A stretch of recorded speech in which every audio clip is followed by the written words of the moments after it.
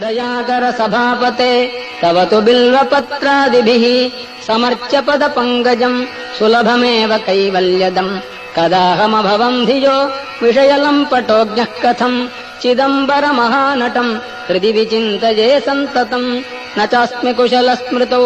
स्मृतिपुराणकाव्येषु वा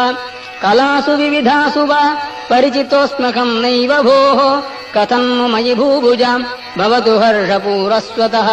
चिदम्बरमहानटम् हृदि विचिन्तये त्वामहम् नटेशसुरपूजितम् तव तु कुञ्चिताङ्घ्रिम् जनाः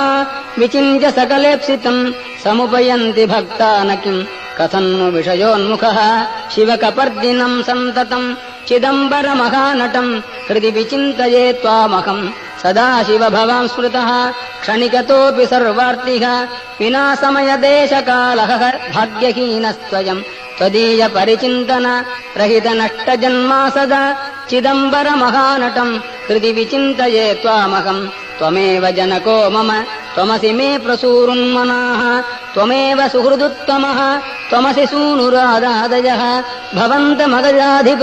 त्रिदश सार्वभौमत्वकम् चिदम्बरमहानटम् हृदि विचिन्तये सन्ततम् नृकण्डुतनयम् पुरा शमनपाशसम्पीडितम् यदीयपदपङ्कजम् शरणमेवावापस्वकम् निहत्य यमुनाग्रजम् शिततमत्रिशूलेन तम् चिदम्बरमहानटम् हृदि विचिन्तये त्वामहम् उमासखचिदात्मकम् तव तु दिव्यरूपम् विभो हृदन्तरनिविष्टमप् अहमपारयन्वीक्षितुम् मुदैव विचरन् बहिर्यपनयम् सकालम् कदा चिदम्बरमहानटम् हृदि विचिन्तये त्वामहम् विमृश्य मयि किल्बिषान् अवधुनोत्ययम् नार्हति प्रकाममतिदुष्टधीः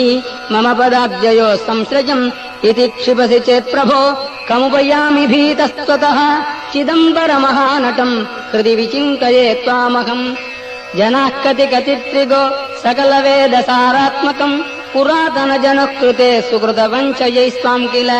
समर्च्य कृतिनो न किम् दुरितकृत्कथम् त्वामहम् चिदम्बरमहानटम् हृदि विचिन्तये त्वामहम् पतञ्जलितपः फलम् मुनिजनौघजीवातुकम् प्रपन्नजनकल्पकम् विधिहृदब्जसंवासिनम् सुपूजितमहर्निशम् श्रुतिपथैकनिष्ठैर्द्विजैः चिदम्बरमहानटम् हृदि विचिन्तये त्वामकम्